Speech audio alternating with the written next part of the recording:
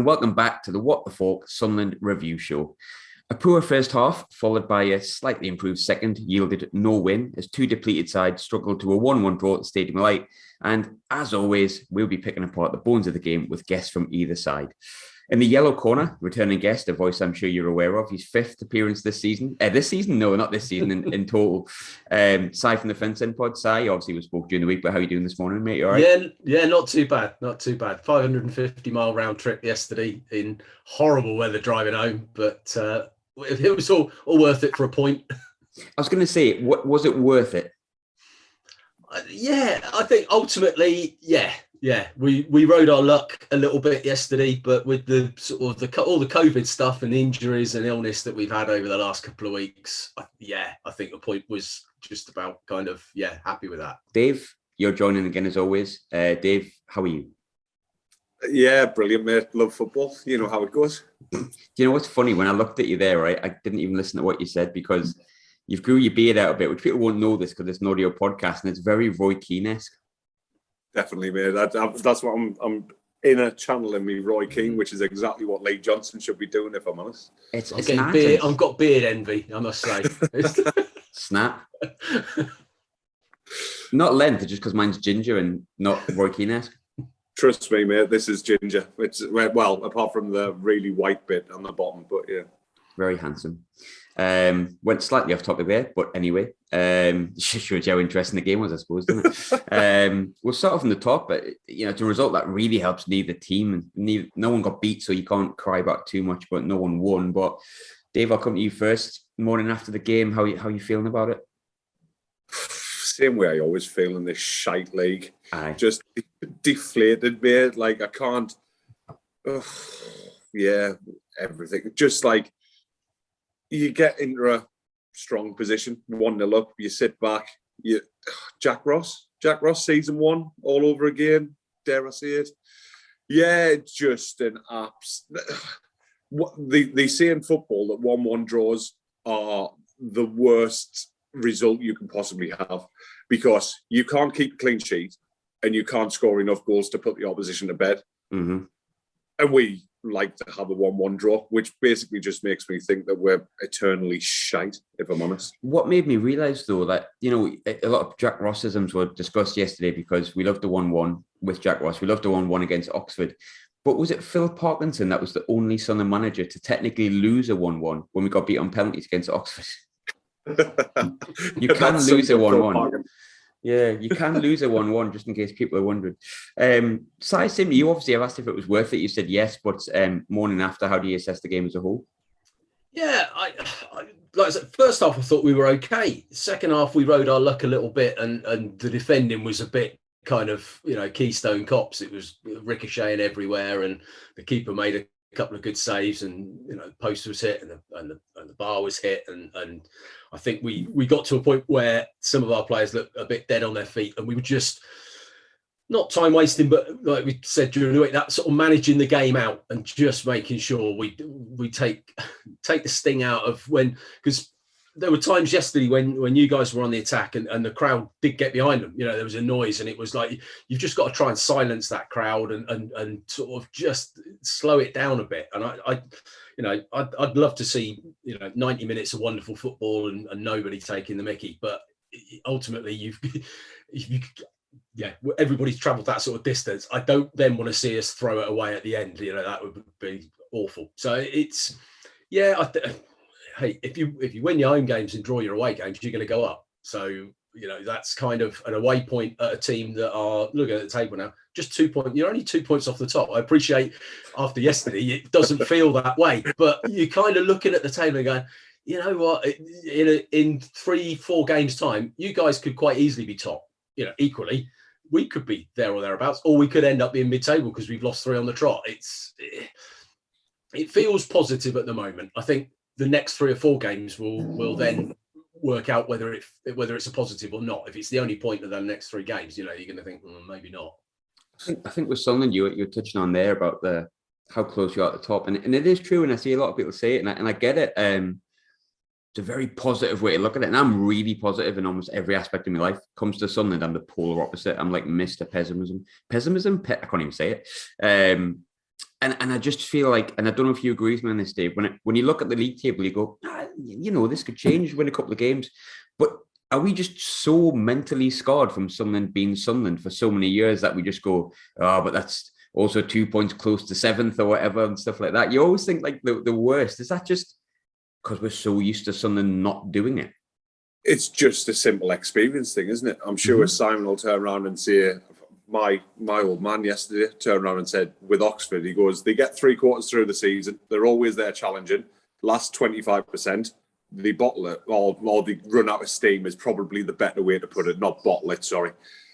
And I'm sure Simon will tell you, like, yeah, he's getting to that last quarter of the season, hoping they're in and around it and hoping something changes. But traditionally, they're probably going to fall away. I don't mind if they fall away as long as we're involved in it. But yeah, it's just simply bad experiences. Every time we have a game in hand, every time we have the opportunity to press on and do something, we let ourselves down. And the more frustrating thing about it is, had we been 1-0 down for 70 minutes yesterday and getting a point, not that I'm ever going to see it. I sound like I've got a chip on my shoulder. We gain a point in League One and fantastic. It's not fantastic. I mean, me and you had a bit of get excited, isn't it? We were talking about it last night, and that's the thing. It's not. I think a lot of people think Ipswich, Portsmouth. I spoke to obviously Ipswich, Ben on the Ipswich preview pod, and we were talking about this chip on our shoulder that people think the bigger clubs, shall we say, have. But I think it's. And I spoke to Si about this during the week, and we talked about the size of the history and not the size of the history, the size of the clubs, the history and stuff like that. Historically, Sunderland have fought in for 100 years the top two divisions of English football. Yeah, sometimes teams drop down. Leicester did, Southampton did, all those teams did, and they recovered and they came back from it, and it made them better as a whole. It helped them in a kind of backwards way. But I think that the problem I've got is, yes, yesterday was a really important game. I think next week's massive against Plymouth because of where they're around in the table. But it's really hard because of what you're used to and what you've been brought up with. And you only support the team because it's what you brought up with. You support them because your dad's followed them, or because you went to the matey match and your mum took you to the game. That's why you support the team. And you get used to what you see with something, the level of excitement. And with all due respect to Oxford, with all due respect to Plymouth. And you'll remember this, Simon, when you win the Conference League. Oxford should never be in the conference. But it's really hard to get excited about beating teams that you think you shouldn't be around. And I don't think that's arrogance. I think that's just how it is, unfortunately, isn't it? I mean, am I being out of turn with that? No, you're absolutely right. And it's I think it needs a club mentality change. We'd gone through a period from I'm trying to think what year it was that we were relegated, but we relegated out of the Championship, and then the new ground started to be built and it didn't get built, and we were still at the Manor Ground. Then we went from Championship to League One to League Two, and eventually dropped out. And first season down in the conference, we thought, right, we'll come straight back up. And we won. I think we were unbeaten through till probably the end of November, something like that. And then we lost an FA Cup game. And it all just started to not unravel, because we still made the playoffs, but we lost in the playoff semi-finals. And then we ended up with, sort of 4 seasons down in the conference. And it took until really Chris Wilder came in, and he completely changed the mentality. He upset a few people because he kind of said, I don't care about the history. It's irrelevant. We are where we are now, and we need to forget about what happened back in the 80s when you're in top division, you won the League Cup. Irrelevant. We need to concentrate on now. And it upset a lot of people, but it got the job done, because he changed the mentality of thinking you deserve to be somewhere else, because you only deserve to be where the results on the pitch put you. And we nearly made the playoffs in his first season. He had he came in January, and we nearly made the playoffs. We had a 5-point deduction because a player was played who shouldn't have played because they didn't send the registrations in.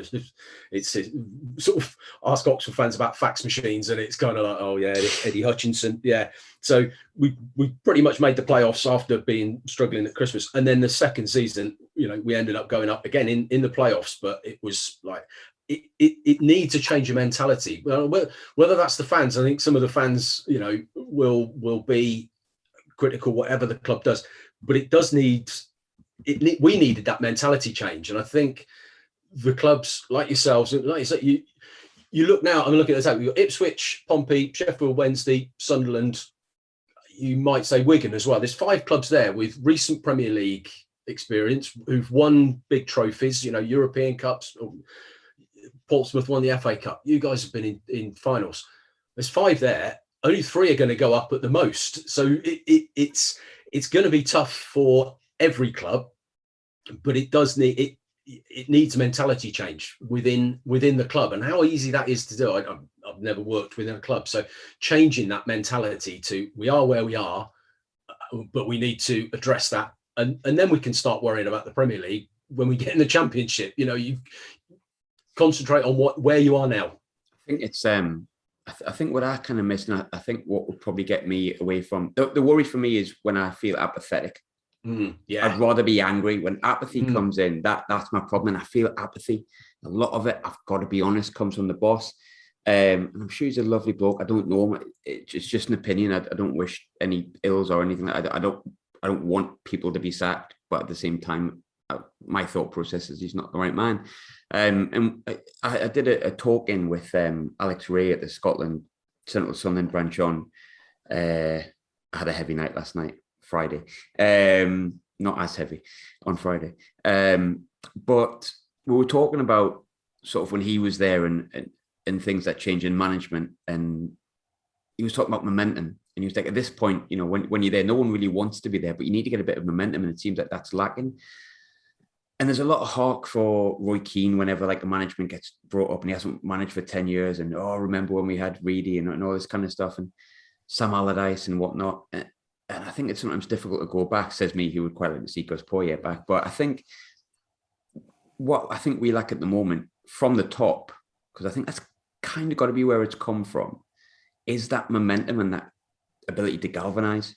That's where I worry Johnson doesn't do it. He doesn't feel like a galvanising manager. When Roy Keane came in, we were absolutely horrendous. We were bottom of the league. I think we'd lost 5 games in a row. I went down to Bury, who were bottom of the Football League at that point, in the League Cup. And Roy Keane came in and like pretty much first few days was just like, why are we sponsored by Lonsdale? We look like idiots. Like, it's a horrible strip. And the standards were just instantly put in, and he galvanised everything. He got it together and he pulled it forward. Allardyce did the same in his 6-month spell. And I worry that I think we have the best fans in the world. I always think that. And I think fans have the right to air their opinion, be it they love the manager, they hate the manager, they don't care about the manager, they're sitting on the fence with the manager. Because at the end of the day, the fans of the club, especially when it comes to pretty much any team in the Northeast, I won't mention the other one, but the fans are the club. And I think at the minute we're missing someone that just galvanises everything. And you mentioned Chris Wilder there before. Before he went to Borough, a few people mentioned about Wilder coming to Sunderland. I think that would have been a massive, massive coup. But do you understand where I'm coming from? That did Wilder manage to give you that galvanisation of, right, we're all together, this is where we're at, but we're all together, we'll all get out of it together. Do you think Sunderland maybe missed that a bit, Si? Yeah, it's interesting. You saying Chris Wilder would have been there, and you're right about a manager galvanising not just the team but the club and the fan base. And I don't know Lee Johnson that well. Obviously, he doesn't seem to be doing that certainly with the fans. Now, Carl Robinson, for his faults, and I know your guy, with what happened last season, but there is a man who has got a massive personality, and he has taken us from, we came up into League One. We sort of not stagnated, but we were sort of mid-table. But he has got that force of nature in a way. He's a massive personality, and he will get, it took us a while to kind of get behind him. But then you see, I think we talked in the past, stuff that he's done behind the scenes, and he is sort of like the face of the club. He is the person and people have gone from not being sure about him to gradually going, yeah, he's our gaffer. And it's that, yeah, other clubs hate him, other clubs fans hate him. He's our man, and we will defend him.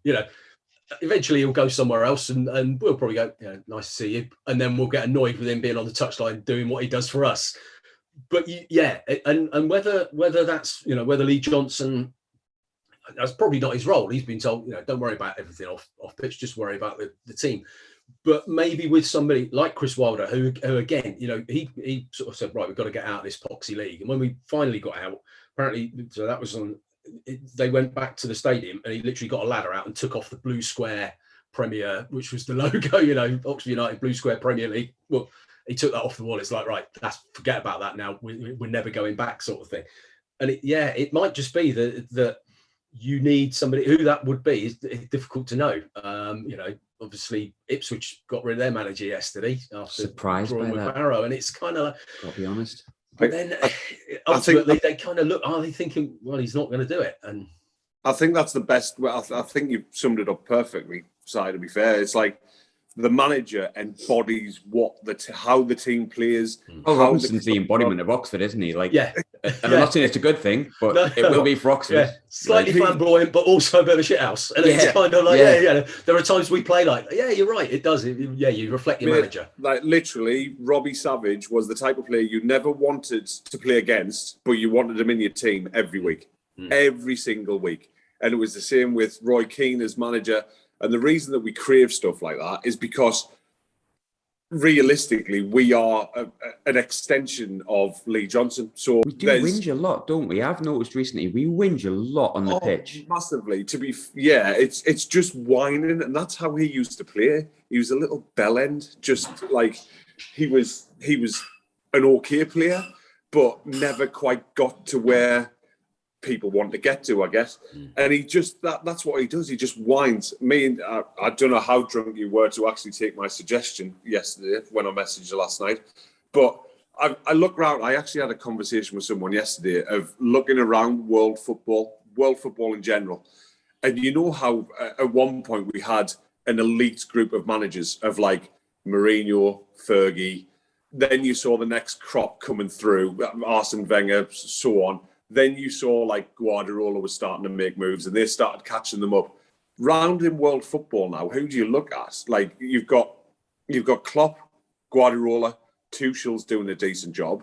Beneath them, I suppose Gerrard, time will tell, not that he's ever going to be your friend, but how's Gerrard going to get on? But where's that next crop come from? If someone lost their job in the Premier League, where would you look for to bring them through? I'm shocked that you haven't said Eddie Howe. I'm shocked you haven't said Eddie Howe. Exactly, but he's like, technical genius. The likes of Howe, the likes of Dyche. I said to Michael Bowers yesterday, people have their club. So like Darren Ferguson will never do anything other than with Peterborough United. I'm telling you now, it's as simple as that. And he said about, I'd love Paul Coogan. I wouldn't like Paul Coogan, if I'm honest. No, at all. He's not for me, and that's just my opinion. I don't want a manager that's been sacked because ultimately he's feeling where he's at. Exactly. Johnson's done better than him this season in a sense, so I'd rather have Johnson. Exactly. So my thought, and we're talking if Johnson ever goes there, but if my looking around and a kind of totally different direction of what type of manager we go for, and it's outrageous to think like that, but forgetting about the history of what we've done and stuff like that, I'd actually have a go at maybe someone like Michael Duff, which is Cheltenham, which is absolutely crazy. But what he's done at Cheltenham is quite miraculous, really, on a shoestring. And we've probably got an even worse shoestring, depending on owner issues, but different story. That's always my worry, though. It's like any name that kind of gets linked comes with such a caveat. And I mean, he's not gone yet, and there'll be a lot of people listening going, why are you discussing it? He's not gone, like he's great, and it's very hypothetical. And I'll tell you what, I would love Lee Johnson to stick his two fingers up to me after he'd won the league. Love that. I wouldn't complain at all. I wanted to ask you about that actually, Dave, as well. The guy on the radio yesterday saying, he stuck his two fingers up at me and all this kind of stuff. And I'm thinking, oh, God, Kevin Kilbane situation for those who remember it. And I'm not a big Lee Johnson fan, but I've got no issue if he give a bit stuff back, if he's getting, abuse or even just getting something back. I don't mind someone having to go back. It shows passion and that he cares. But obviously people have seen the video. He's not exactly sticking his two fingers up. He's more or less waving at him, I think, in my opinion. But I'm saying, Dave, actually, I want to ask Si this because you touched on the fans beforehand. Sunderland fans do get a bad rap in terms of, it's difficult to play in front of and yada, yada. I think if you look at the results we had without fans, how many games we lost at home without fans, I think that's bollocks. I think we're brilliant fans. And I've said that many times. Very mixed, varying opinions, but good fans ultimately that all want the same thing, which is, I think, sometimes we do forget. But one thing I do worry about, and I could hear it yesterday, is there's a nervousness around the stadium as if we're like battle scarred. From an away perspective, say, you talk about like quieting us down and trying to dampen the roar, I suppose, that we put behind the team. But do you feel that nervousness around the stadium when your team's attacking, for example? Can you feel that at the stadium? Like, it's always difficult to know how noisy home fans and away fans are when you're in your group. You know, if you are in the sky, to be fair, as well. Yeah. But you know, it seems to create a decent atmosphere. It's quite a low ceiling. You know, our home end at the Kassam is awful. It's, you know, the roof of the stand is miles above everyone. It's open. It's difficult to make a lot of noise. And I think you will always get a core of, you know, the lads that sing, the lads that get the chants going. But when you've got 20 or 30,000 people there as well, it's that other 20,000 that don't join in with the chants, but make the noise when you're attacking, when you're on the top, you know, and they're just generally cheering, go on. And that noise can intimidate, you know, smaller clubs or lesser players. And I think, no, you know, there was plenty of noise made yesterday when you got on the front foot, and I think that could be, you said earlier about momentum and getting that sort of getting on a roll, and once if you were to do that with the fan base and the noise you can make it, you know, hugely intimidating. You know, it could be. It's a fantastic bowl of a stadium. You know, it makes a lot of noise. It's well designed. It's, you know, it's good to go to and stuff like that, and it will intimidate, but it's. Yeah, it is difficult to get that going, and you're right. You're right about being battle scarred. You know, it does. You almost don't want to get excited because you'll be let down. So you kind of sit there and just let the game happen, and then react at the end. Almost, it's like, because if you invest too much in it and you get beat, it's a horrible feeling. I've got two to pick up on what Si said there. One is the fact that we've actually got a ball of a stadium and not just three sides. And I do. To be fair, I live literally like 25 minutes away from Oxford, so I love the old ball and end. The ball and alley end, the defence end. Yeah, quality. Yeah. And then secondly, I think maybe because we are so battle scarred, that we could maybe Sunderland could come out and employ someone with like picket boards. So, you know, like in America when we're shouting defense and stuff like that.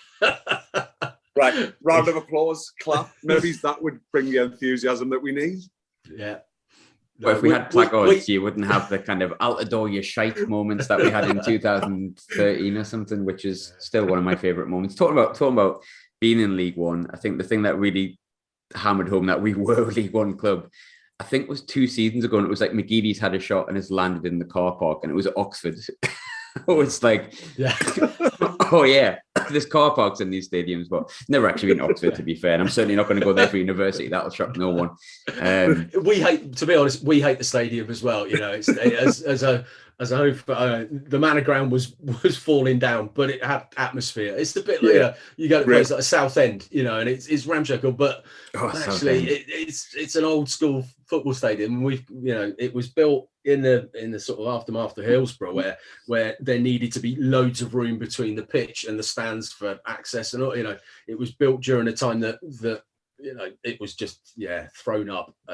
We hate it as well. And I went to Southend. Doesn't do us any favours either. It's so hard to make an atmosphere in there.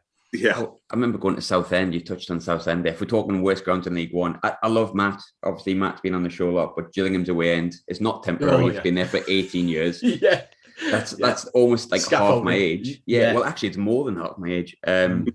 Literally loaned from a golf club, didn't they? They never gave it back. Mm. I remember going down there when we got beat 1-0 in the last minute. Charlie White scored 10 minutes from the end. We got obviously beaten in the last minute. Someone set off a flare, and the flare was gone. And 30 seconds later, we were like, "Oh, it's disallowed. Crap." So it's just this red flare going off. And it was like, oh, man. But Roots Hall, oh, God. I went there when we got beat 3-1. And it was the era of Niall Quinn being the manager, which I was talking about before, just before Roy Keane came in. And it was, I got the bus down, and that was a long old journey. And everyone was happy in Southend everyone looked happy on bikes and stuff like a bit like Bournemouth. Everyone was just happy. And I was just like, wouldn't you be so happy about stuff? But I remember I got in the stadium and I was like, it'd be nice to be in one of these. It's been a while since I've been in one of these. And I sat down in my seat and there was like a dog or a fox turd directly in front of me. And I was just like, nah. So Roots Hall gets my least favourite stadium. I've got a couple more for you, Dave. I've kind of gone off on a tangent here, but sometimes that's better, I think. Been a lot of chat about Diaku. I saw a lot of comments about him during the week when I asked Leon Diaku thoughts, and I got a lot of stuff back saying like, he's rubbish. It's this, that, the other. And a few people said, give him time. He's not playing his position. Took his goal really well yesterday. My opinion on Diaku is he hasn't done much to make me think he will be a success, but I think it's very early days. But I would be a bit harsh on Diaku, Dave, as the time for him to become a really important player. He's got 3 goals already. Hey, let's talk rationally. To try and take away the passion which I throw in there as much as anyone. He is an embodiment of where we're at. He's not a complete article. I slated him through the week. He was terrible through the week. He was rank. Yeah, he was absolutely minging. And yes, I guess a lot of that could be the fact that because he was playing as a wing back, he was picking the ball up probably 15, 20 yards deeper than he should have been. And the problem is when you lose the ball in that 15, 20 yards, you're on the back foot straight away. And it's not very good from a defensive point of view, considering we know we can't keep clean sheets.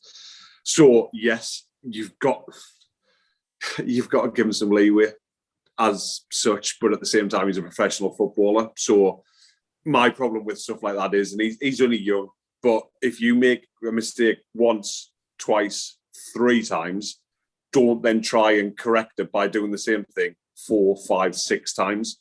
And that's what he kept doing he got hooked on at half time, didn't he? Mm-hmm. Took his goal very well yesterday. Does it look as though he might be slightly better on the left, cutting in from his right? Very European style. That go and do that. Probably does. He's listen. Still out, isn't it? Yeah, massively, and I don't think anyone can say otherwise. Yeah, he's got 3 goals. If you got a Premier League footballer who you went and played £45 million for, they would say, listen, he needs a season to adjust.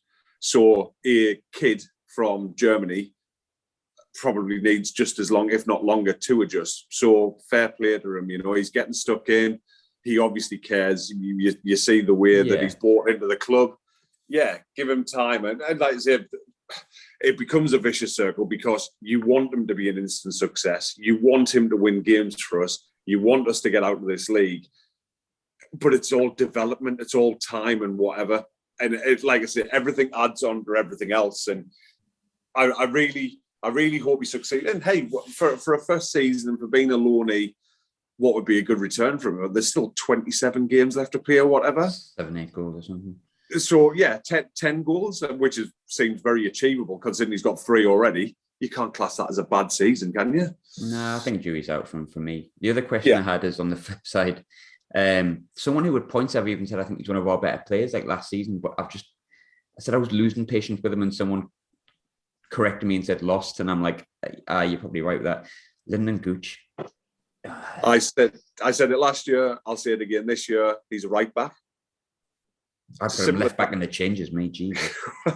he's a right back, but he needs to be taught how to play. I mean, it's to be fair, I should totally get you to edit that comment out because he gave the ball away at right back yesterday for the goal, and Lee Johnson. But it's Lee Johnson. He lay on the floor and he was like, ref. He still complained when the goal went in as well. It was not a foul in any way, shape, size, or form. Like. Is Gooch?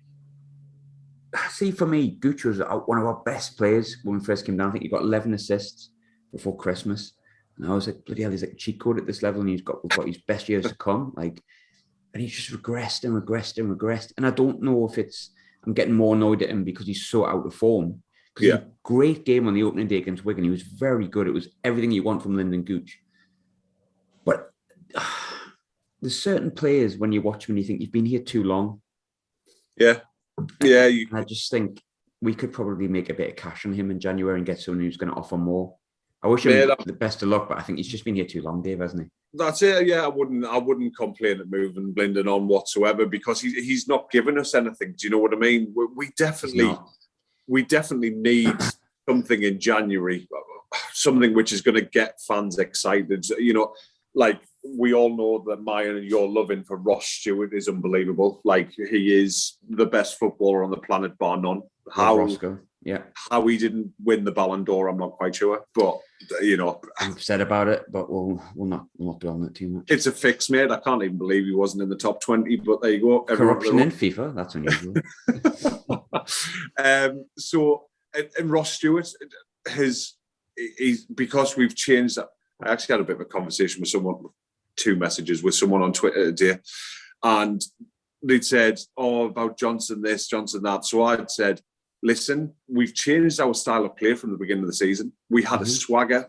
We had a bit of momentum, which is a word you used earlier.